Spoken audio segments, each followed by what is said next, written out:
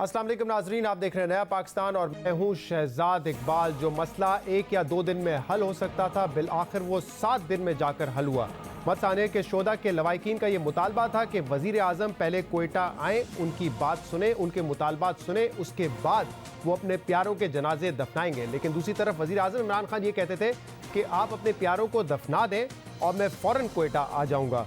तो बिल आखिर हमने देखा कि जो शोधा के लवाकिन थे उन्होंने लचक का मुजाहरा किया, बड़े दिल का मुजाहरा किया और वज़ीर आज़म की बात उन्होंने मान ली और आज अपने प्यारों को उन्होंने दफना दिया। जिसके बाद वज़ीर आज़म आज कोयटा पहुँचे, उन्होंने मुलाकात भी की जो शोधा कमेटी के मेम्बरान हैं उनसे और जो लवाकिन हैं उनसे।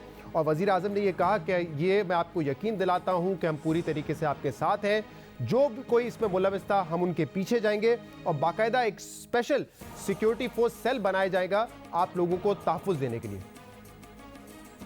मैंने आपकी सारी हज़ारा कम्युनिटी को मैसेज भिजवानी थी कि हम पूरी तरह, यानी मेरी गवर्नमेंट, आप ये यकीन करें कि हम पूरी तरह उन लोगों के पीछे जाएंगे जो जिन्होंने ये किया है। ये यकीन कर लें कि इसके ऊपर हमारा पूरा प्रोग्राम बना हुआ है। सिक्योरिटी फोर्सेस का एक सेल बन रहा है जिससे सिर्फ और सिर्फ ये देखना है कि आगे आपको पूरी प्रोटेक्शन, और ये जो लोग हैं, ये जो जिन्होंने किया है, इनके पीछे अब हम पूरी तरह जाएं। इंशाल्लाह आपको हमारी तरफ से पूरी कोशिश की जाएगी आपको पूरी तरह प्रोटेक्शन देने की। वज़ीर आज़म कह रहे हैं कि हुकूमत की तरफ से पूरी कोशिश की जाएगी आपको प्रोटेक्शन देने की। और इसके अलावा शोधा एक्शन कमेटी के मेंबर आगा रज़ा ने भी आज मीडिया से गुफ्तगू की। वो वज़ीर आज़म के साथ मुलाकात में मौजूद थे और उन्होंने कहा कि हमारी जो जो डिमांड थी, मुतालबात थे, वो पूरे कर लिए गए थे, इसीलिए हमने अपने शोधा की तदफीन कर दी।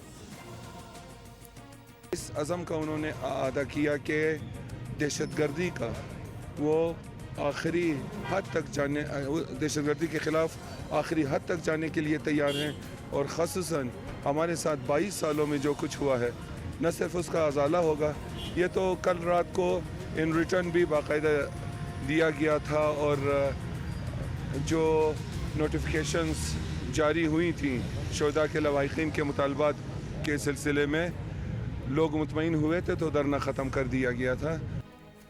लोग मुतमईन हुए और उन्होंने धरना ख़त्म कर दिया। कल हमने ये बात की थी कि जो तनाज़ा हल हो जाना चाहिए था, ऐसा लग रहा था कि उसको मज़ीद हवा दी गई थी, क्योंकि वज़ीर आज़म की जानिब से जब ये कहा गया था कि मेरे आने से अपने प्यारों की तदफीन को मशरूत ना करें, मुझे ब्लैकमेल ना करें, वज़ीर आज़म को ऐसे ब्लैकमेल करना गलत है। इस हवाले से भी आज वज़ीर आज़म ने बात की और अपना मौक़िफ़ पेश किया। क्या कहा वज़ीर आज़म ने, सुनिए। ये आपको समझना चाहिए कि प्राइम मिनिस्टर के लिए और चीज़ होती है। एक आम शहरी, जब मैं पहले था तो मैं आया था आपके पास, तो इसलिए मैंने इनको बार बार मैसेज भिजवाई। मैंने कहा आप उनको दफना दें और आपके दुख और दर्द में शामिल होने के लिए मैं फौरी आऊँगा। लेकिन आप जब शर्त लगाएंगे तो ये फिर आगे एक छोड़े, आज इमरान खान है, कल कोई और प्राइम मिनिस्टर होगा, ये सबके लिए फिर एक प्रेसिडेंट बन जाता है। ये मुझे खुशी ये है कि शुक्र है कि आपने हमारी बात मानी और उनको शहीदों को दफना दिया। जो बात आज वज़ीर आज़म कर रहे हैं, कल वज़ीर इत्तलात ने हमारे प्रोग्राम में की थी। शिबली फराज ने भी यही कहा था कि अगर उनकी शख्सियत की बात होती वो फ़ौरन चले जाते, लेकिन जिस ओहदे पर हैं उनके लिए मुश्किल होता है, क्योंकि वज़ीर आज़म के तकाज़े कुछ और होते हैं। जिस पर हमने उनसे ये सवाल भी किया था कि जब इमरान खान वज़ीर आज़म नहीं थे तो दूसरे वज़राए आज़म या सदर पाकिस्तान पर तनकीद करते थे कि कोई हादसा होता है, कोई सानिया होता है तो वो वहाँ क्यों नहीं शिरकत करते। लेकिन अब वज़ीर आज़म ये कह रहे हैं कि जो तकाज़े होते हैं वज़ीर आज़म के, वो मुख्तलिफ होते हैं। इस हवाले से आज आगा रज़ा साहब ने भी मीडिया से बात की और उन्होंने कहा कि जो ब्लैकमेलिंग वाला जुमला था वज़ीर आज़म का, उस पर हमने आज एतराज़ उठाया था और वज़ीर आज़म ने यह बताया कि वो जुमला शोधा के लवाहिकीन के लिए नहीं था, वो जुमला PDM के लिए था। एक जुमले के हवाले से कि ब्लैकमेलिंग, उस पर बाकायदा अपना हमने एहतजाज रिकॉर्ड करवाया कि आपके मुंह से ये बात अच्छी नहीं लगती, आपको ये बात आपने कैसे कही। तो फिर उन्होंने क्लेरिफिकेशन दी कि ये बात उन्होंने उन एलिमेंट्स के लिए कही थी, किसी और के लिए जो कि स्टेज पे आए थे और हमारे स्टेज को इस्तेमाल करने की कोशिश की थी। यानी मैं खुल के बताऊं कि PDM के जो लीडर्स आए, मैंने उनके लिए, आप लोगों के लिए, अगर मैं कहता होता तो आपके दरमियान अभी मौजूद ना होता। तो आगा रज़ा साहब ने आज मीडिया को ये बताया कि वज़ीर आज़म ने उनसे ये कहा कि ये जुमला मैंने पीडीएम क़यादत के लिए इस्तेमाल किया था। इस पर हम मज़ीद बात भी करेंगे। आगा रज़ा साहब इस वक्त हमारे साथ मौजूद है, मेंबर है शोधा एक्शन कमेटी के। बहुत बहुत शुक्रिया आगा रज़ा साहब, और बहुत अच्छा हुआ कि मामला हल हो गया। बहुत दिन से जनाजे पड़े हुए थे, सड़कों पर लोग बैठे हुए थे ठंड में खुले आसमान के नीचे। आज उनकी तदफीन भी हो गई है और हम दुआ भी करते हैं कि अल्लाह सब्र अता फरमाए तमाम लवाहिकीन को।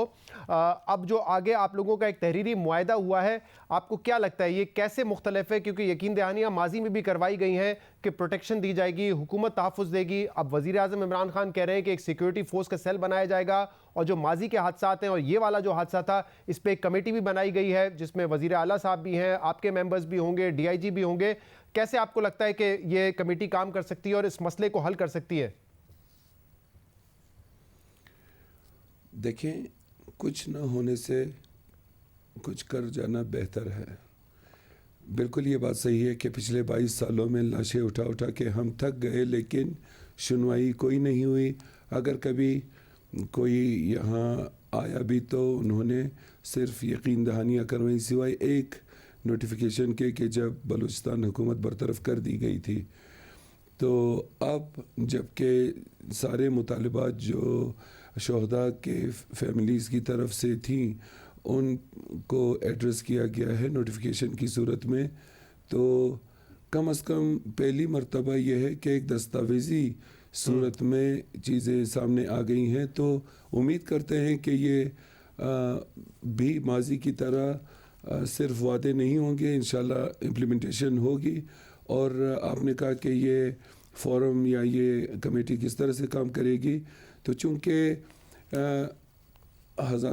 शिया हज़ारा कम्युनिटी की नुमाइंदगी उसमें मौजूद होगी, मैं समझता हूँ कि चीज़ों को एड्रेस करने में ज़रा आसानी रहेगी। सही। वज़ीर आज़म साहब का बयान हमने सुनवाया जिसमें वो कह रहे हैं कि एक सिक्योरिटी फोर्स सेल होगा जो आप लोगों को तहफ़्फ़ुज़ देगा। इस हवाले से कोई मज़ीद वजाहत की कि क्या कोई ऐसा सेल बनाया जा रहा है जो कि स्पेशली जो शिया हज़ारा कम्युनिटी है उसकी प्रोटेक्शन के लिए होगा? नहीं, ऐसा तो नहीं, लेकिन ये कि बलूचिस्तान के साहिलों से लेके तो तूलो अर्ज़ में वफाक के ज़ेर कंट्रोल इदारे और बलूचिस्तान हुकूमत के अंडर कंट्रोल इदारे जो हैं उनकी तादाद भी बढ़ाई जाएगी, और साथ में मज़ीद उनकी बेहतरीन तरबियत होगी, ट्रेनिंग होगी, ताकि मौजूदा जो दहशतगर्दी की एक नई शक्ल सामने आई है उसका बेहतरीन तरीके से मुकाबला किया जा सके। सही है। और जो दीगर मसाइल थे नादरा के हवाले से, शनाख्ती कार्ड और पासपोर्ट के हवाले से, और लापता जो हज़ारा के लोग हैं उन हवाले से, उस पर भी यकीन दहानियाँ करवाई हैं, उस पर भी आपका अग्रीमेंट हो गया है कि उस पर भी काम किया जाएगा? बिल्कुल, ये बात मानना होगी कि माजी की किसी भी हुकूमत ने इसमें इतनी संजीदगी नहीं दिखाई कि जितनी इस तहरीरी मुआहदे की शक्ल में दिखाई गई है। देखें, मैं पासपोर्ट और शनाख्ती कार्ड का ख़ास तौर पे यहाँ ज़िक्र छेड़ूंगा कि एक इब्हाम लोगों के ज़हन में ये बना दिया गया है। अभी भी एक प्रोग्राम मेरा था किसी चैनल पर, वहाँ कोई साहब बैठे थे, नाम नहीं लूँगा, कि वो कह रहे थे कि अफ़गानिस्तान से ये अपनी दोस्तियाँ दुश्मनियाँ यहाँ लेके आए हैं और दिस एंड दैट सो वो आप प्रोग्राम सुन लीजिएगा। तो मैंने उनको तो जवाब दे दिया था। अब अगर माइग्रेट करके लोग अफ़गानिस्तान से यहाँ आए हैं, या ईरान से बलोच माइग्रेट करके यहाँ आए हैं, या फिर पंजाब से, इंडियन पंजाब से, पंजाब या उर्दू बोलने वाले माइग्रेट करके आए हैं, तो क्या फिर उनको शनाख्ती कार्ड नहीं दिया जाना चाहिए? ये इस तरह से बहुत तंग किया गया है माजी में, बहुत ज़्यादा। अब उन्होंने कहा है कि हम इलाके में ही नादरा और पासपोर्ट ऑफिसेज, यानी हमारे इलाके में, एक बात मैं कहता चलूँ कि we have been in confinement. हम 1.5 किलोमीटर के इलाके में आज 2020 में कन्फाइनमेंट की ज़िंदगी गुजार रहे हैं और हम मुक़य्यद हैं। Basically we are in confinement.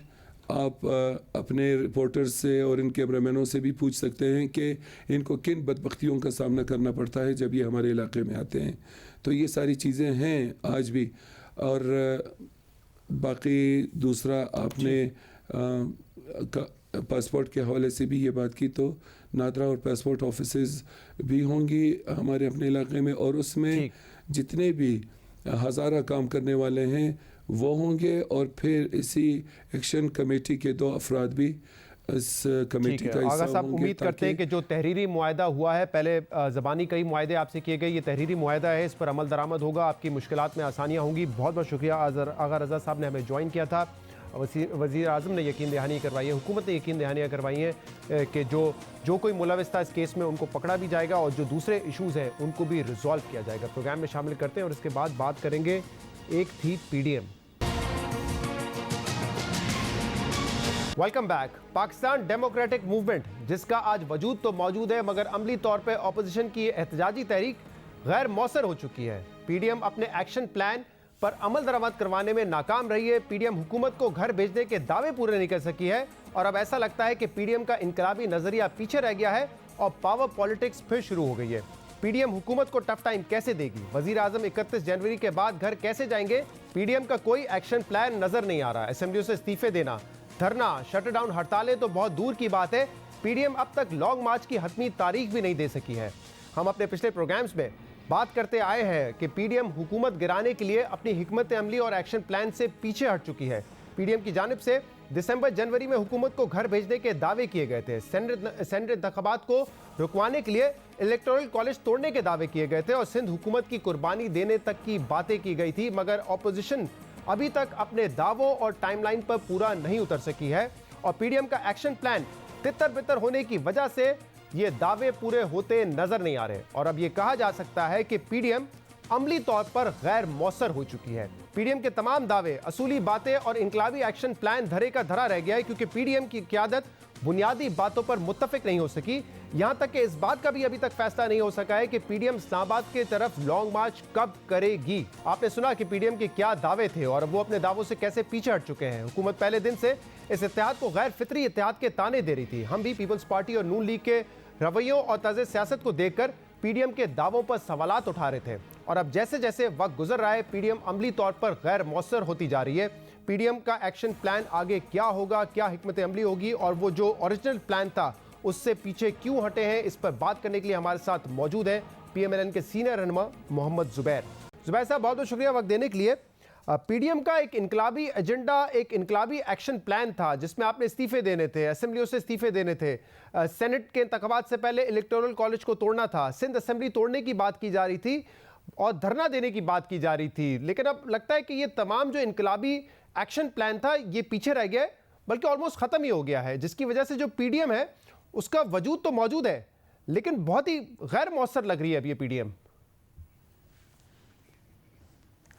Shahzad, मैं तो सरप्राइज हूँ कि इतना बड़ा नेशनल क्राइसिस को छोड़ के अगर ये पीएमएलएन की हुकूमत होती तो आप लोग मेरा ख्याल है 3 महीने ही चलाते इशू को, लेकिन हमारे लिए पीटीआई पर हल्का हाथ रखने के लिए आपने एक दिन ये डिस्कस किया और आपने समझा कि अब ये वापस back to the same old topic, जिसका हमें कोई प्रॉब्लम नहीं है डिस्कस करना, हम तो रोज डिस्कस करते हैं। मैं अगर मैं इसका ये जवाब सरप्राइज एलिमेंट जरूर मेंशन करना चाहूँगा। आपका ये जो एतराज़ है इस पर मैं भी अपना एक कमेंट दे दूं, और अगर आप उसका जवाब देना चाहें तो बिल्कुल दे दीजिएगा। एक तो हम मुसलसल इस पर प्रोग्राम कर रहे थे, कल जो रात वाला वो वाकया हुआ था, आज भी पहला सेगमेंट हम उसी पे कर रहे हैं, लेकिन आज आपकी जमात ने बाकायदा एक इजलास किया है जिसमें आप लोगों ने बाय इलेक्शंस की तैयारियां की हैं। ये देखते हुए हमने देखा कि जब एक सबसे बड़ी ऑपोजिशन की जमात आज अगर अपने इलेक्शंस की तैयारी कर रही है तो फिर उस पर बात भी हो सकती है, इसीलिए ये मौजू रखा गया है।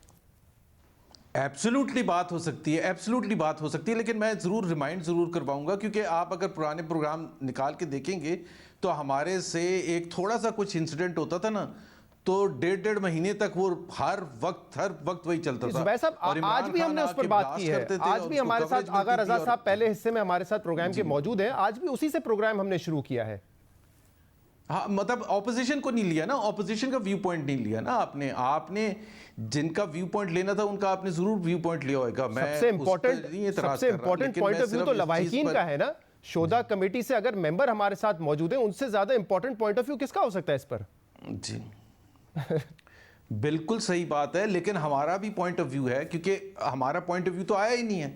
आपका इतना बड़ा चैनल है, ये पहला प्रोग्राम है after the agreement was reached, जो भी था। आज पहले दिन वज़ीर आज़म साहब वहाँ तशरीफ़ लेके गए फुल सिक्योरिटी में, और वैसे अगर एक तो आपको हमने मौजू बता दिया था, लेकिन अगर आप उस पर बात करना चाहते हैं तो आप उस पर बात जरूर कीजिए, लेकिन ये कहना कि हम उस पर तवज्जो नहीं दे रहे या एक दिन करके हमने शो नहीं किया, ये बात गलत है। अगर आप अपना मौकिफ देना चाहते हैं आप जरूर दीजिए, आप दे सकते हैं अपना मौकिफ। नहीं, गलत कहाँ है, आपके सामने है। आपके साथ देखिए, एक सेकंड शहजाद, कल रात आपका पहला ये प्रोग्राम है ना, उसके बाद से जब से मुआहदा हुआ है जी, पहला प्रोग्राम है कि वज़ीर आज़म गए हैं। पूरी कौम चीखें मार रही थी कि वज़ीर आज़म कब जाएंगे जी।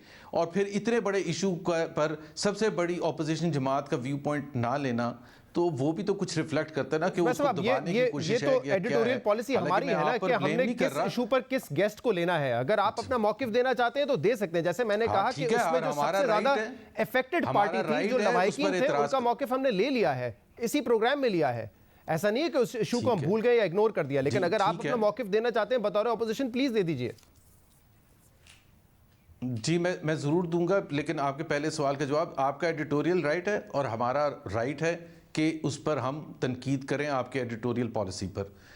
हैविंग सेड दैट, अगर आपने पूछना होगा तो मैं ज़रूर बताऊंगा, लेकिन आपका जो पहला सवाल है कि जी पीडीएम आई डोंट नो तोड़ फोड़ का शिकार है। आज पार्लियामेंट्री बोर्ड का इजलास हुआ पीएमएलएन का।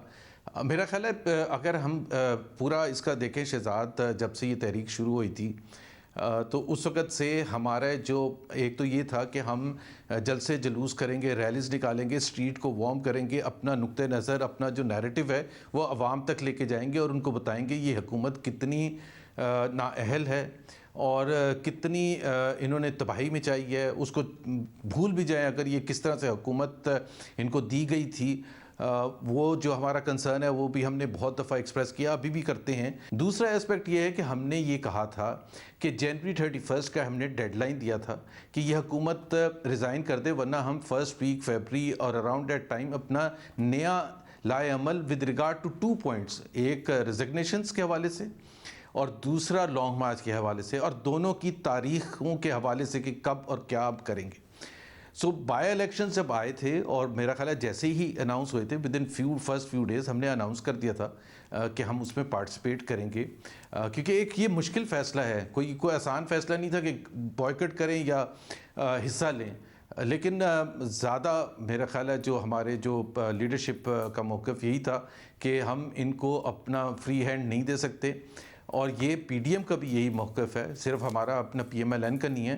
1 जनवरी को जो पीडीएम का इजलास हुआ था उसमें फ़ैसला हुआ था और उसको हमने उसी वक्त इजहार भी किया था। सो ये जो पार्लियामेंट्री बोर्ड की मीटिंग है ये in line with that decision है जो पीडीएम का डिसीजन था। अब अगर मेरा पहला सवाल आपसे ये होता, आप मेरी एडिटोरियल पॉलिसी पे सवाल करें, लेकिन अगर मैं आपसे ये कहता कि देखिए इतना बड़ा सानिया हुआ, वज़ीर आज़म गए, लेकिन आज आप पार्लियामानी बोर्ड की मीटिंग आज रख रहे, 2 दिन बाद रख सकते हैं, तो वो आप कहते हैं कि देखिए हमारा इख्तियार है, हम सियासी पार्टी अपने तौर पे फैसले करते हैं, तो इसीलिए हर किसी के फैसले को रिस्पेक्ट करनी चाहिए। इसमें कोई तनकीदी पहलू मुझे नहीं नजर आ रहा। बहरहाल मैं प्राइम मिनिस्टर के फैसले की बिल्कुल रिस्पेक्ट नहीं करता। जो उन्होंने फैसला किया था ना जाने का, उसमें कोई रिस्पेक्ट का पहलू नहीं है, वो तनकीद का निशाना रहेगा। हमने किया है तनकीद।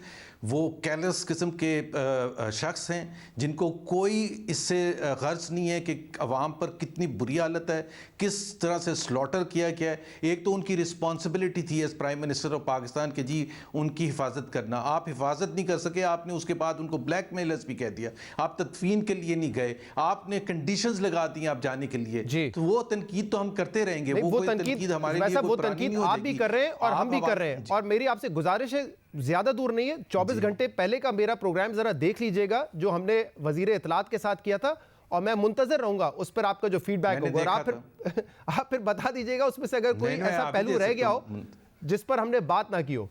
लेकिन जुबैर साहब, सर बिल्कुल आपने किया था और बड़ा अच्छा प्रोग्राम किया था जी, बहुत अच्छा था। बड़ा आपके क्वेश्चंस भी सिर्फ सब वो थे जो पूरी कौम पूछना चाहती थी, वो उसमें कोई हमें इतराज़ नहीं है। मुझे तो जो सिर्फ इतराज़ ये था कि आज के हवाले से हम चाहते थे कि हम मौसर तरीके से अपना पॉइंट ऑफ व्यू पूरी कौम के सामने रखें। ठीक है, अब ये पीडीएम वाले इशू पे वापस आते हैं। ये जो आपने कहा कि मुल्क के बुरे हालात थे और उसी वजह से आपने ये तहरीक स्टार्ट की, और तहरीक का एक इनकलाबी जो प्लान था ना, वो अब खोसा गया है। आप कह रहे हैं कि हमने फैसला कर लिया इलेक्शन लड़ने का, हमने फिर सेनेट इंतखाबात भी लड़ने हैं, जबकि आपने हमारे प्रोग्राम में कहा था हमारी पूरी कोशिश है इलेक्टोरल कॉलेज को हम पहले ही तोड़ दें, हुकूमत हम जनवरी में गिरा दें। ये इनिशियली आपका एक्शन प्लान था। अब अगर ये नहीं हो रहा है तो हुकूमत तो इससे बड़ी कंफर्टेबल पोजीशन में नजर आ रही है। वो कह रहे हैं हमने पहले ही कहा था कि इस्तीफे इन्होंने देने नहीं है, सिर्फ डिलेइंग टैक्टिक्स हैं। PTI is not in a comfortable position. सबसे ज़्यादा जो शैटर्ड हैं, सबसे ज़्यादा जो बुरी हालत है जिनकी, वो इमरान खान साहब हैं, और हम समझते हैं कि हमने उनको अच्छा खासा हिला दिया। अब जो जनवरी की तारीख थी या फरवरी की तारीख थी जब तहरीकें चलती हैं, तो मेरा ख्याल है मायूस नहीं होना चाहिए। We will make best efforts and we will continue to make best efforts कि हम इस हुकूमत को गिरा के छोड़ें। हुकूमत को हटाने के लिए आपने कहा था सेकंड फेज में हमारा जो टोन है वो ज्यादा सख्त हो जाएगी, ज्यादा शिद्दत आएगी हमारी रैलीज और जलसों में, लेकिन वो तो नहीं नजर आ रहा है इस वक्त। इनफैक्ट अगर आप सुने मियां मोहम्मद नवाज शरीफ साहब का जो पहले एक दो जलसों में जो उनकी बयानबाजी थी वो धीमी पड़ चुकी है। रैलीज ऑब्वियसली जलसों का मुकाबला नहीं कर सकती, तो वो शिद्दत तो नहीं नजर आ रही जिससे हुकूमत को आप प्रेशराइज कर सकें। आप कैमरे की नज़र से जिससे देखते हैं तो शायद आपको नज़र नहीं आता, लेकिन जिस नज़र से अवाम देख रहे हैं, पिछला जो हमारा रैली थी मुल्तान में नहीं, सॉरी, बहावलपुर में, तो वहाँ के आप देख लें और पूछ लें बहावलपुर के लोगों से, पीटीआई वालों से पूछ लें, और आप इंडिपेंडेंट सोर्सेज से पूछ लें कि क्या बहावलपुर की तारीख में इतनी बड़ी रैली थी। ये तो हमारा फैसला है कि हमने रैली करनी है, जलसा करना है, और मुख्तलिफ औकात में या मुख्तलिफ शहरों में हम क्या लाए अमल। लेकिन कोई एक ऐसा तज्जियाकार आप मुझे दिखा दें जिसने पिछले हफ्ता 10 दिन में ये कहा कि जो एक्शन प्लान था उस पर अमल दरामद हो रहा है, बल्कि हर किसी का यही कहना है कि कोई ऑपरेशनल डिटेल्स नहीं थी पीडीएम के पास कि किस तरीके से इनको हुकूमत ये गिरा सकेंगे। वो डिटेल, वो प्लान चॉकआउट नहीं किया गया था। मेरे ख्याल से 99% तज्जियाकारों का यही कहना है। जुबैर साहब, आप सुन रहे होंगे टीवी पे तज्जिए पिछले हफ्ता 10 दिन से। मेरा ख्याल है कि वो जो 99% आप कह रहे हैं जी, अगर आप वापस मुड़ के जाएं तो एनालिस्ट तो हमेशा से रहे ना। जब अयूब खान के खिलाफ नवंबर के पहले हफ्ते 1968 में तहरीक शुरू की गई थी, तो जनवरी 1969 में कोई भी नहीं एनालिस्ट कह रहा था कि हुकूमत गिर जाएगी, लेकिन मार्च में गिर गई थी। या पीएनए की मूवमेंट जब चली थी तो कोई भी नहीं ये कह रहा था कि जी भुट्टो साहब की हुकूमत गिर जाएगी। मैं ये नहीं कह रहा कि वो जिस तरह से गिरी थी उस तरह से गिरनी चाहिए थी, या जो मार्शल लॉ लगा था 1969 में भी और 1977 में, that was the right response उन तहरीकों का। But please don't undermine Musharraf के खिलाफ जो तहरीक चली थी, it took a long time. मार्च 2007 में चली थी, अगस्त 2008 में जाके फाइनली मौसूफ को बाहर निकालने में कामयाबी हासिल आप लोगों के so it can take some time. लेकिन जुबैर साहब, आपका जो एक्शन प्लान है वो तब्दील हो गया। पहले जैसे मैंने कहा एक इनकलाबी किस्म का एक्शन प्लान था, अब वो ज्यादातर इन हाउस चेंज की तरफ है, जिसपे पीपल्स पार्टी आपको लेकर आई है। जरदारी साहब कहते हैं मैंने मुशर्रफ को हटाया था, मैं वो दोबारा भी ये कर सकता हूं, लेकिन इन हाउस तब्दीली के लिए आपको हुकूमत के इत्तेहादियों की जरूरत होगी। काफ लीग आपकी तरफ आ जाए, एमक्यूएम आपकी तरफ आ जाए, जीडी आपकी तरफ आ जाए, इसके बगैर तो नहीं हो सकती इन हाउस तब्दीली। और ये जमातों के बारे में तो तासुर यही है कि ये किसी के कहने पर आएंगी, और अगर किसी के कहने पर ही आना है तो आपकी जो पूरी तहरीक है वो तो इसी के खिलाफ है ना, कि इन्वॉल्वमेंट और इंटरफेरेंस नहीं होनी चाहिए। बिल्कुल, एब्सोल्युटली यू आर राइट। और आपने खुद पॉइंट आउट कर दिया कि पिछली तहरीकों के मुकाबले में हम जो जंग लड़ रहे हैं, हम सिर्फ पीटीआई की हुकूमत से जंग नहीं लड़ रहे हैं। हम आपने बात की इन हाउस चेंज की, जब पिछले साल का बजट पास हुआ था जून 2020 में, तो तकरीबन 22 या 25 मेंबर्स थे पीटीआई के जो कि वोट देने के लिए आने के लिए तैयार नहीं थे, लेकिन उनको उठा के घरों से ला के वोट दिलवाया गया था। आपको ये भी बताया गया, आप कहते हैं हमारी टोन बड़ी नरम हो गई है। जब मरियम नवाज़ ने एक जलसे में, मुझे नहीं याद किस जगह, मुल्तान में या किस जगह, ये कहा था कि स्पीकर नेशनल असेंबली के कमरे में, ऑफिस में कौन बैठ के ये डिसाइड करता है कि किस तरह से असेंबली रन की जाएगी, या सेनेट चेयरमैन के कमरे में कौन बैठ के फैसले करता है, सर कौन नहीं, साबिक कर्नल का कहा था उन्होंने। तो हमारा मुकाबला कोई इतना आसान नहीं है जी। कौन नहीं कहा था, उन्होंने कहा था साबिक कर्नल। जी जी, तो अब आप खुद सोच लें कि कितना चैलेंज है हमारे लिए, बड़ा चैलेंज है। पिछली तहरीकों में ऐसा चैलेंज किसी को नहीं मिला था जो हमें चैलेंज मिला है।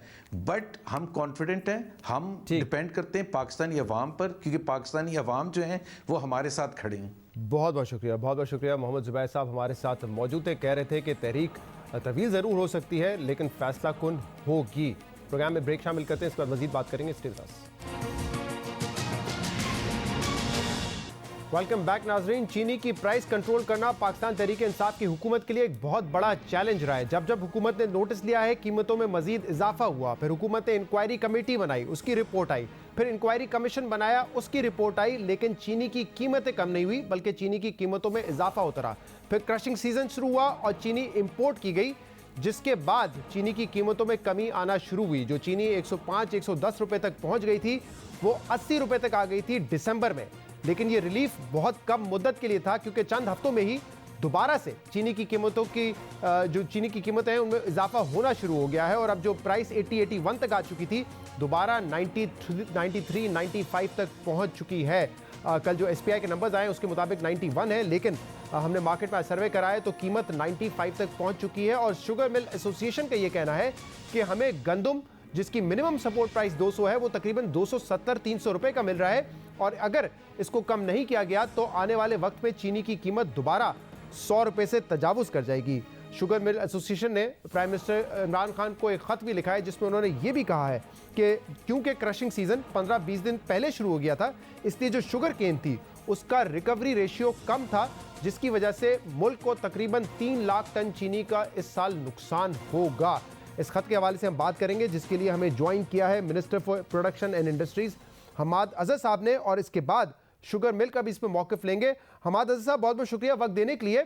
ये एक बहुत बड़ा चैलेंज रहा है कि चीनी की कीमत कैसे कंट्रोल करनी है, और हमने देखा कि प्राइसेस नवंबर-दिसंबर में नीचे आना शुरू हुई, लेकिन वो चंद हफ्तों की कहानी थी। दोबारा कीमत बढ़ रही है, हुकूमत एक दफ़ा फिर नाकाम हो गई है प्राइस को कंट्रोल करने में, कीमतें बढ़ रही हैं। क्या कहेंगे, क्या वजह है चीनी की कीमत दोबारा बढ़ने की? देखें, ये नवंबर के बीच जो 10-15 नवंबर से ये कीमतें जो थी उनका नीचे जाने का रुख हुआ था, और ये कोई 20-25 रुपए 30 रुपए तक भी किसी किसी इलाकों में नीचे आ गई थी। और बज़ाहिर अगर आप मेरी राय पूछें तो सबसे बड़ी वजह जो मुझे नजर आती है, और टाइमलाइन भी अगर आप देखें, तो जैसे ही पंजाब हुकूमत और खैबर पख्तूनख्वा हुकूमत के सिस्टम में से इम्पोर्टेड चीनी निकली है, जो कंट्रोल रेट्स पे फरोख्त की जा रही थी तकरीबन तमाम अजला में, पंजाब के खास तौर पे, तो उसी टाइम हमने देखा कि जैसे ही वो चीनी खत्म हुई है और वो सिस्टम से निकली है, तो चीनी की जो लोकल चीनी है उसकी कीमतों में शुगर मिल्स ने एक्स मिल प्राइसेस में इजाफा शुरू कर दिया है। एक वजह तो ये है।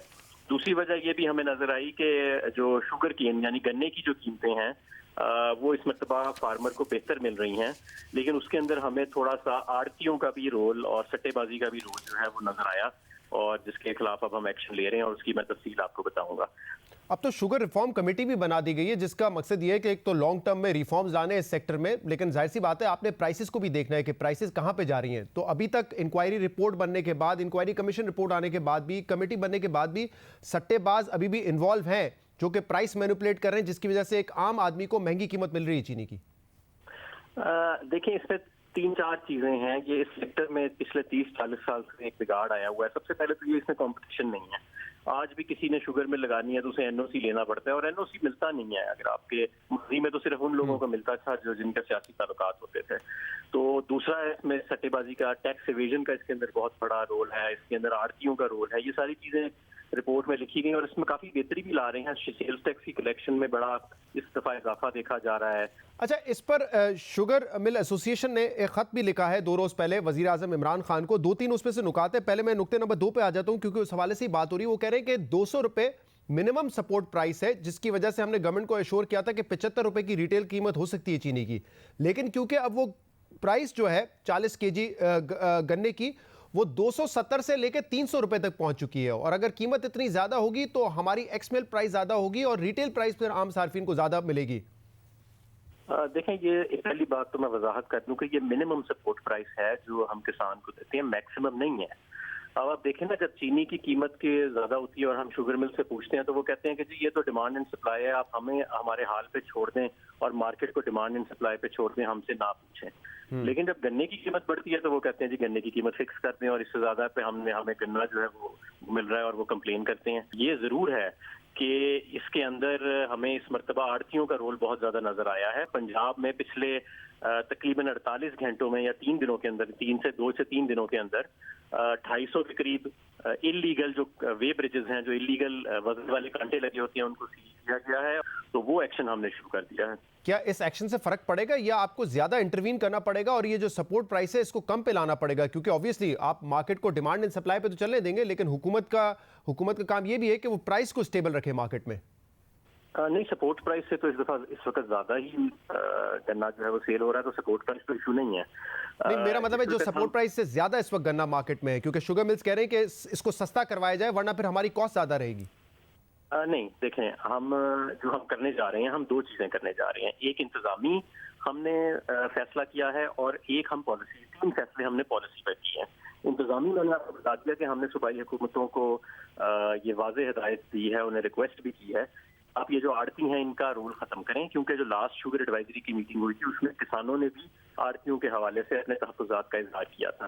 तो आड़तियों के हवाले से, मिडलमैन के हवाले से तो ये हम इंतजामी कार्रवाई करने जा रहे हैं, क्योंकि उसमें भी बहुत सट्टा इन्वॉल्व हमें नजर आया है और उसके अंदर ऑफ द बुक परचेजेस भी इन आड़तियों के जरिए से हमें नजर आई है।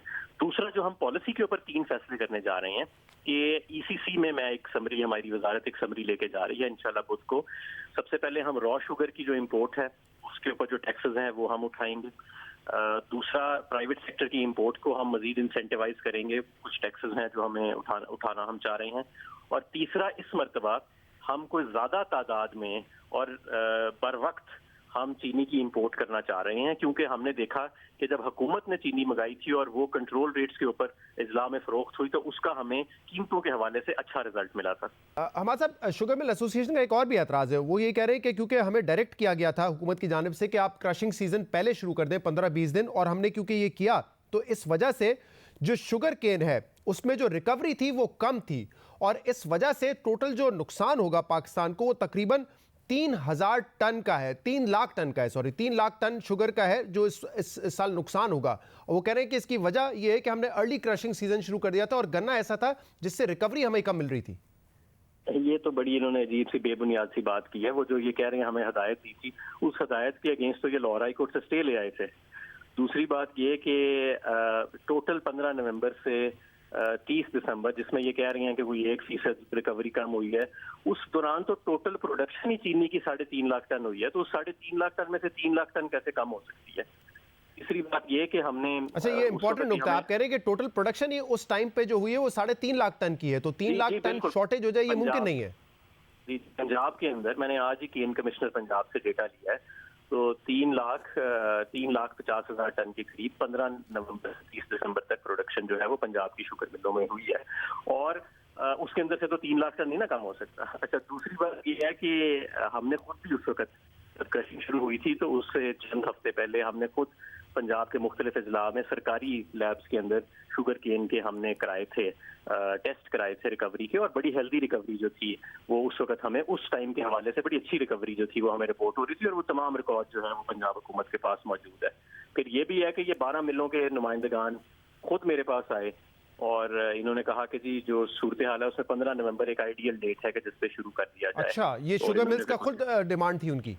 जी, 12 जो सबसे बड़ी शुगर मिल है पाकिस्तान की, जो टॉप 12 शुगर मिल है जिनके पास अक्सरियत शेयर है, उन्होंने आके मुझे खुद भी ये 15 नवंबर की डेट दी थी। तो ये 3 लाख टन वाली फिगर तो बिल्कुल गलत है। उस टाइम पे तो टोटल प्रोडक्शन ही 3.5 लाख टन हुई है उन 15 दिनों के अंदर। सही है, लेकिन अब आप लोगों को ये जो होर्डिंग वाला मामला है इसको अगर रोकना है तो इसके लिए वो कैमरास भी लगवाने का कहा था FBR ने, वो कैमरास भी अब तक नहीं इंस्टॉल किए गए हैं। अगर ये नहीं होगा तो फिर मॉनिटरिंग नहीं हो सकेगी कि कौन क्रशिंग कर रहा है, कौन होर्डिंग कर रहा है, कौन मार्केट में माल बेच रहा है। ये चंद दिनों के अंदर, वो मैंने FBR से भी इसकी रिपोर्ट ली है, चंद दिनों के अंदर हमारे वो कैमरास चालू हो जाएंगे और ये इनकी वीडियो मॉनिटरिंग जो है तमाम शुगर मिल्स की वो शुरू हो जाएगी। और इसमें एक और चीज़ भी बड़ी अजीब सी सामने आई है कि ये जो CPR एक होती है, जो हर शुगर मिल वाले ने एक CPR देनी होती है कि किस रेट पे वो गन्ने की पेमेंट कर रहे हैं। तो 1 जनवरी से लेके 8 जनवरी तक आज मुझे केन कमिश्नर पंजाब ने बताया है कि औसतन जो वो अपनी गेट पे पेमेंट शो कर रहे हैं वो 212 रुपए फी मन की कर रहे हैं, और जो परचेज सेंटर से गन्ना परचेज किया जा रहा है उसमें मुमकिन है कि वो ज्यादा भी परचेज कर रहे हैं उन परचेज आड़तियों के जरिए। ये भी मुमकिन है कि ये आड़ती, क्योंकि पिछली रिपोर्टों में ये भी लिखा हुआ आया है कि ये भी मुमकिनात में शामिल है कि ये आड़ती भी नहीं कई लोग हैं, ये मिडल मैन भी हो सकता है, शुगर मिल्स कई लोग हों, तो ये भी हम पॉसिबिलिटीज में से एक्सक्लूड नहीं कर सकते। अच्छा अच्छा, लेकिन अब मुझे ये बात बताइए कि आपसे लास्ट प्रोग्राम में भी बात हुई थी, आपने कहा था कि जो शुगर इंक्वायरी कमीशन रिपोर्ट थी उसमें 63 रुपीस की एक्स मिल प्राइस दी गई थी अगर गन्ना 215 रुपए का है। आपने कहा इसके बाद कंपटीशन कमिश्नर पाकिस्तान की भी एक रिपोर्ट आई थी, वो ज्यादा बेहतर बता सकती है और 63 की प्राइस कम है, इतनी कम हो नहीं सकती। तो अब आप लोगों ने पूरा स्टडी किया इस सेक्टर को, जरा बताइए अगर 220-225 रुपए भी गन्ना होता है सपोर्ट प्राइस से थोड़ा ज्यादा, तो एक्स मिल प्राइस क्या होनी चाहिए और उसकी रिटेल प्राइस क्या होनी चाहिए ताकि पता हो कि ये एक इक्विलिब्रियम प्राइस है अगर हमारी डिमांड सप्लाई नॉर्मल है तो। देखिए, जो कंपटीशन कमीशन की रिपोर्ट में तो ये लिखा था कि हर मिल की जो प्रोडक्शन कॉस्ट है वो बड़ी मुख्तलिफ है और एक दूसरे से काफी ज्यादा मुख्तलिफ है, क्योंकि इस सेक्टर में कंपटीशन कोई नहीं है तो पुरानी इनएफिशिएंट मिलें भी चली आ रही हैं और कुछ जदीद मिलें भी चली आ रही हैं जिनकी काफी कॉस्ट कम है। तो सारों को एक ही सांचे से तो नहीं, लेकिन अब हम ये करने लगे हैं कि हम इनका कॉस्ट ऑडिट कराने लगे हैं। उसके लिए हम मूव करने लगे हैं कि एक सैंपल लें मिल्स का और उनका कॉस्ट ऑडिट करें। हमारा शक है कि ये मिल्स एक तो रिकवरी को अंडरस्टेट करती हैं, फिर इनकी जो एथेनॉल की प्रोडक्शन होती है, बायोगैस की प्रोडक्शन होती है, उसकी रिकवरीज भी हमें शक है कि ये नहीं लेते अपनी किताबों के अंदर और इस तरह इनकी मैन्युफैक्चरिंग कॉस्ट जो है वो ज़्यादा आती है। बहुत बहुत शुक्रिया, हमाद अज़हर साहब हमारे साथ मौजूद थे, इस पर मजीद भी बात करेंगे। इस्कंदर खान साहब हमारे साथ मौजूद हैं, चेयरमैन है पाकिस्तान शुगर मिल एसोसिएशन के। बहुत बहुत शुक्रिया इस्कंदर खान साहब, आपने हमें ज्वाइन किया। आपने वज़ीर आज़म को ख़त लिखा है जिसमें आपने ये कहा कि क्योंकि हुकूमत ने क्रशिंग सीजन पहले स्टार्ट करने का कह दिया था 15-20 दिन पहले, जिसकी वजह से जो शुगर केन थी उसमें रिकवरी कम हुई है और पाकिस्तान को 3 लाख टन शुगर का नुकसान होगा इस साल। अभी हमाद अज़हर साहब ने कहा कि इस दौरान जो टोटल प्रोडक्शन हुई है शुगर की वो 3.5 लाख टन है, तो ये कैसे मुमकिन है कि नुकसान 3.5 लाख में से 3 लाख टन का हो जाएगा अगर 1-2% रिकवरी रेशियो कम भी है? देखिए, हमने वज़ीर आज़म साहब जो चाहते हैं चीनी की कीमतें मुस्तहकम रहे, आवाम को सस्ती चीनी मिले, उसके लिए मैंने ये ख़त लिखा है। इस ख़त के अंदर मैंने सारे फैक्ट डॉक्यूमेंट किए हैं। अब कोई कुछ भी कहे कि ये है वो है, उससे कोई फ़र्क नहीं पड़ता है। आप जो मैं कह रहा हूँ कि रिकवरी से कम हुई है, आप इसके ऊपर एक GIT बिठा देना कि क्यों रिकवरी। GIT की क्या बात है? वजीर साहब ये कह रहे हैं कि एक तो हमने लैब टेस्ट करवाया, रिकवरी बहुत अच्छी थी। दूसरा वो कह रहे हैं कि 12 मिल्स के ओनर्स ने आके कहा कि 15 तारीख से क्रशिंग शुरू करवा दे, इस वजह से हमने करवाई। तीसरा वो कह रहे हैं कि प्रोडक्शन ही 3.5 लाख हुई है, तो 3 लाख टन का नुकसान कैसे हो गया? आप कह रहे हैं, आपने फैक्ट्स बताए, फैक्ट क्या है? कितनी प्रोडक्शन हुई है? अगर 3-3.5 लाख टन नहीं हुई तो फिर कितनी हुई है? पाकिस्तान में अराउंड 85 मिल्स हैं।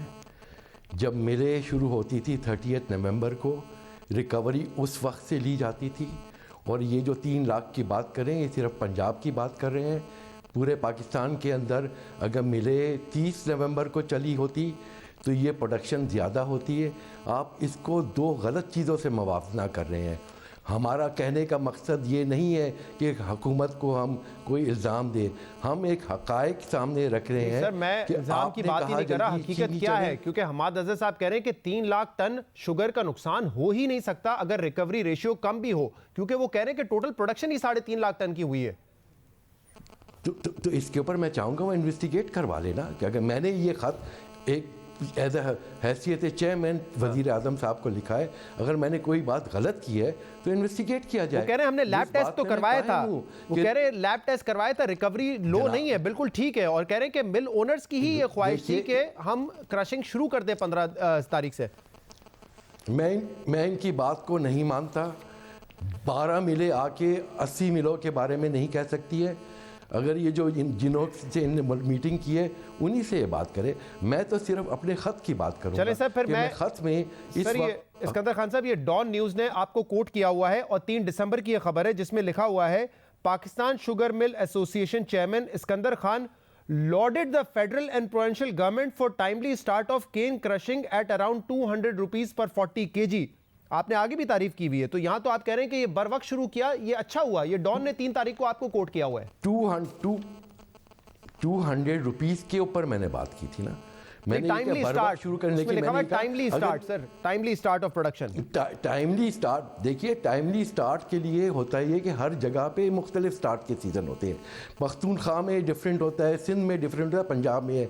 बाय फोर्स आप कह के कि 50 लाख रुपए जुर्माना देंगे और मिले चलाए जाए, तो ये पर फोर्स चलाया गया है। मैं उस नुक्ते नज़र से इसको कह रहा हूँ। और जो जहाँ तक जल्दी चलने से चीनी की कोई प्रोडक्शन तो नहीं बढ़ी, उस वक्त भी हमने इन्हें कहा था कि चीनी मिल्क अगर जल्दी चलेगी तो चीनी की पैदावार कम होगी, और उस पर मैं आज भी कायम अच्छा, हूं। इस रिपोर्ट हम में तो डॉन चाहते हैं में कि बाकायदा ये लिखा हुआ है कि you have loaded the early start of crushing, ये इसमें लिखा हुआ है, टाइमली स्टार्ट ऑफ क्रशिंग। अब मुझे जो आपका दूसरा नुक्ता है, आप कह रहे हैं कि जो सपोर्ट प्राइस है उससे ज्यादा इस वक्त महंगा आपको गन्ना खरीदना पड़ रहा है, और अगर ऐसा ही रहा तो आप कह रहे हैं कि चीनी की कीमत 100 रुपए से तजावुज कर जाएगी।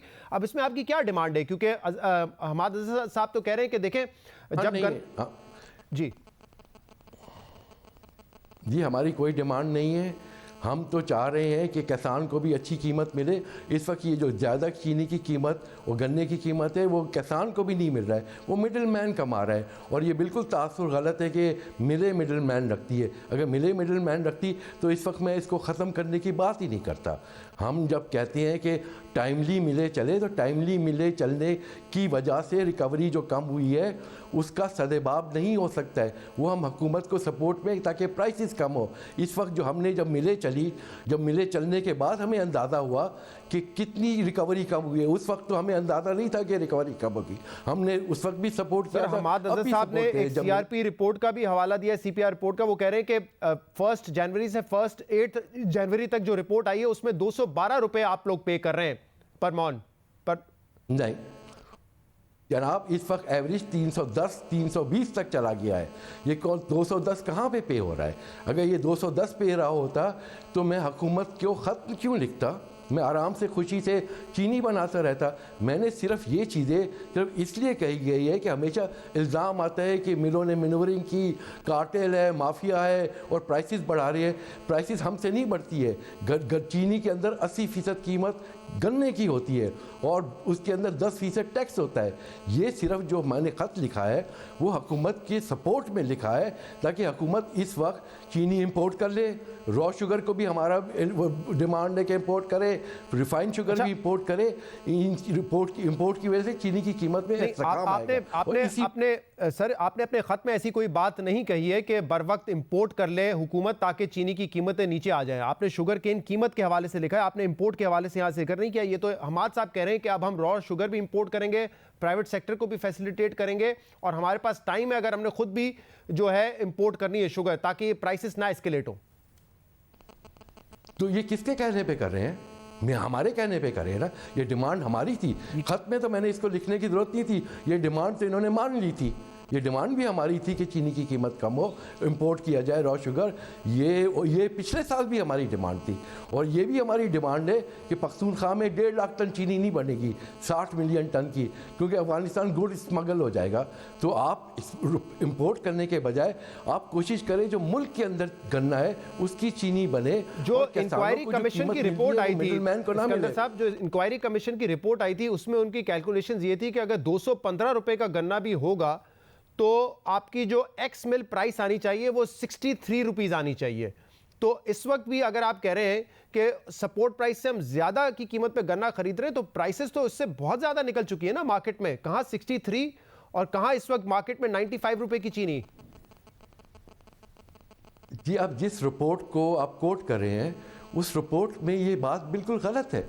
उनकी कैलकुलेशन गलत है ना। चीनी में जनाब, जैसे मैंने पहले अर्ज़ किया, चीनी के अंदर सिस्टम चलना चाहिए। आपकी मिलों के अंदर नो केन नहीं होना चाहिए, इंटरिम सप्लाई नहीं होनी चाहिए। आप फुल प्रोडक्शन पे चलेंगे तो आपकी चीनी कम होगी। जब आपने मेरे ख़त में देखे, जब मैं स्टार्ट किया है, मैंने इकॉनमी स्केल की बात की है। सस्ती चीनी बनाने के लिए लाजमी है कि मिलें चले। और जहाँ तक ये बात है ना कि नई मिलें लगे और NOC नहीं दे रहे, ये कहाँ की बात हो रही है? यहाँ पे आपके पास 80 मिल्स है, आपके पास 8 मिलियन टन से 10 मिलियन टन चीनी की प्रोडक्शन कैपेसिटी है। आपकी रिक्वायरमेंट 5 से 6 मिलियन टन है कि वो क्या फैक्ट्री लगाने से मसला हल होगा?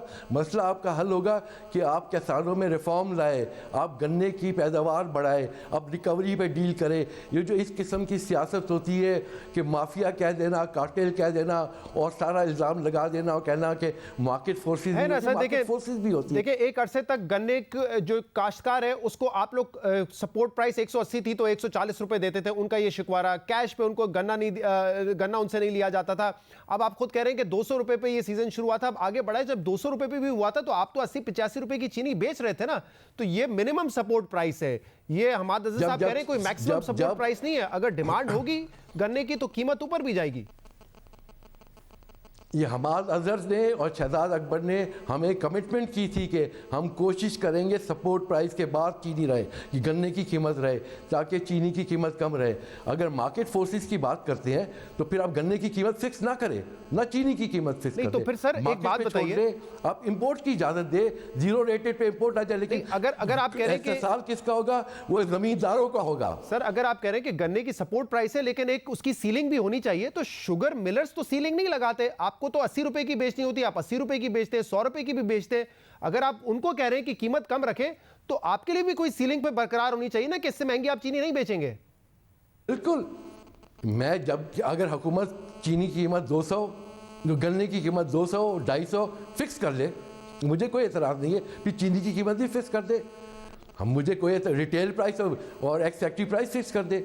जब आप कीमत फिक्स नहीं करते हैं, एक तरफ आप कहते हैं कि डिमांड में सप्लाई, मार्केट फैक्टर्स है, और दूसरी तरफ बोलते हैं कि मिले इस टाइम पे चले, इतनी कीमत दे, इतने की चीनी होती है, तो ये डिफ़ॉल्ट हो जाता है। आपको सिस्टम को बैलेंस करके चलना पड़ेगा। आपको एक फील्ड पैदा करनी होगी कि जिसके अंदर काश्तकारों का भी, आप ये भी याद रखें कि चीनी की कीमत बढ़ जाती है, हंगामा है, लेकिन किसी ने सोचा है कि काश्तकार की गन्ने की कीमत क्या बढ़ी है, उसके इनपुट क्या कॉस्ट में। हाँ, लेकिन सिर्फ ये फैक्टर्स नहीं है ना, देखिए रिपोर्ट में भी ये लिखा हुआ था गन्ने की कीमत फिक्स करनी चाहिए और चीनी की कीमत फिक्स करनी चाहिए। रिपोर्ट में भी ये लिखा हुआ था इंक्वायरी कमीशन की, और अभी भी ये कहा जा रहा है कि दोबारा स्पेकुलेशन की वजह से, होर्डिंग की वजह से, फ्यूचर सेलिंग की वजह से कीमत बढ़ रही है। एफबीआर ने एक तरीका ढूंढा कि आप लोग कैमरा लगाएं। अब आप मुझे खुद बता दें, 85 जो शुगर मिल्स हैं, कितनों ने कैमरा इंस्टॉल करवा लिया ताकि पता चले कि क्रशिंग कहां हो रही है और होर्डिंग कौन कितनी कर रहा है और ट्रक में कितनी निकल रही है बाहर वहां से। अच्छा, एक और चीज़ मैं बता दूं, ये जो टीवी पे मॉनिटरिंग और एफबीआर के साथ, ये एफबीआर की डिमांड नहीं थी, ये हमारी डिमांड थी। हमने डिमांड किया था कि लगे। अब अगर आप कहें कि ये नहीं हो रहा है, क्योंकि हमने पहली हमारी डिमांड थी कि शुगर किस में पैक होता है, पॉलीप्रोटीन में। हर पॉलीप्रोटीन बैग पे बार कोड लगा दे, खत्म कर दे। तो सर अगर आपकी डिमांड थी कि इसकी मॉनिटरिंग होनी चाहिए तो बता दीजिए। हमारी डिमांड पे हो रहा है। सर अगर आपकी डिमांड थी मॉनिटरिंग होनी चाहिए तो कितनी मिल्स ने कैमरा लगा लिया है अभी तक? अब वो कैमरा सिस्टम चल ही नहीं रहा है, वो वेंडर कह नहीं पा रहा है, वो फेल हो गया सिस्टम, वो सिस्टम नहीं चल पा रहा है। वो जब सिस्टम नहीं चल पाएगा तो मैं क्या कर सकता। आज सिस्टम चलेगा, हम सब majority 90% of the mill wants this tax evasion to stop. सारी मिलें टैक्स एवेजन नहीं करती है, कुछ लोग जो करते हैं उसकी वजह से पूरी इंडस्ट्री बदनाम होती है, और इसी वजह से मैंने एग्रीमेंट साइन किया था, फर्स्ट चेयरमैनशिप करते हैं। आप कह रहे हैं कि ये कैमरा सिस्टम फेल हो चुका है, ये भी आपने खत में जिक्र नहीं किया। एफबीआर ने उसकी डेडलाइन आगे बढ़ा दी है, पहले गालिबन 1 जनवरी था, 10-15 दिन आगे बढ़ा दी। हमाद अज़हर साहब कह रहे हैं कि मैं चेक कर रहा हूं कि कितने मिल्स लगा रहे हैं या नहीं लगा रहे। आप कह रहे हैं कैमरा सिस्टम फेल हो गया। मैं आपको कह रहा हूं, हमने एफबीआर को खत भी लिखा है। आप एफबीआर से पता चला है कि पीएसएमए शुगर एसोसिएशन कितनी कीन है ये कैमराज लगे। ये हमारी डिमांड पे और हम चाहते हैं कैमरा लगे। ये एफबीआर की डिमांड नहीं थी, और पाकिस्तान में ये पहली एसोसिएशन थी जिसने जाके एग्रीमेंट साइन किया है। अगर आप इसके ऊपर इल्ज़ाम तराशी करें कि आप लोग इसको फेल कर रहे हैं, नहीं, हम चाहते हैं, हम तो बारकोड चाहते हैं, हम हर तरीके से वेजन का ख़त्म होना चाहते हैं। हम तो इमरान खान साहब की हुकूमत को सपोर्ट करना चाहते हैं कि किसान को भी अच्छी कीमत मिले, सस्ती चीनी भी हो। तो फिर मुझे एक बात बताइए कि अगर आप इस हुकूमत को सपोर्ट करना चाहते हैं, 2 साल पहले बल्कि 5 साल तक ऑलमोस्ट एवरेज प्राइस नून लीग के दौर में 58 थी। ये कौन सी गन्ने के अलावा किस कॉस्ट में इजाफा हुआ? गन्ना उस वक्त 180 रुपए था जो सपोर्ट मिनिमम सपोर्ट प्राइस थी। या तो आप एक सवाल मुकम्मल करने दें, या तो सपोर्ट प्राइस उससे बहुत कम आप दे रहे थे इसलिए उस वक्त 58 पे बरकरार थी। वजह क्या बनी है कि कीमत एकदम से एस्केलेट हो गई और 100 रुपए से ऊपर चली गई? जनाब, ये 80 रुपए से कीमत गिर के 52 रुपए पे आई थी। उसके बाद 52 रुपए से जब 70 रुपए पे गई तो यहाँ पे हंगामा हो गया कि चीनी के अंदर बड़ा कार्टेल बना है। ये मार्केट था और इससे कोई ताल्लुक नहीं था। बार बार ये कोट करना कि 52 थी, उससे कोई सिलसिला नहीं। आप टीवी पे देखें तजियाकार कि इंटरनेशनल चीनी 40 रुपए की है, यहाँ पे 80 रुपए की चीनी बन रही है। और इस खत में मैंने लिखा है कि इम्पोर्टेड रॉ शुगर हम अगर उसको रिफाइन करेंगे होंगे तो वो भी मुश्किल से हम 1993 में बेच सकेंगे। पाकिस्तानी चीनी दुनिया में सबसे सस्ती चीनी थी, लेकिन यहाँ पे प्रोपागेंडा किया गया, महंगी है, लूट लिया गया। उस लूटने का नहीं है, आपने अफगानिस्तान एक्सपोर्ट सपोर्ट वो स्मगलिंग को रोके ना, आप किसानों को भी खुशहाल बनाए, किसानों को रिकवरी के साथ लिंकेज दे ताकि किसान फ्रेश रिकवरी गन्ना दे, ताकि यहाँ पे सस्ती चीनी बने। बहुत बहुत शुक्रिया। इस्कंदर खान साहब हमारे साथ मौजूद थे। आज के प्रोग्राम में इतना ही, इजाज़त दीजिए, अल्लाह हाफ़िज़।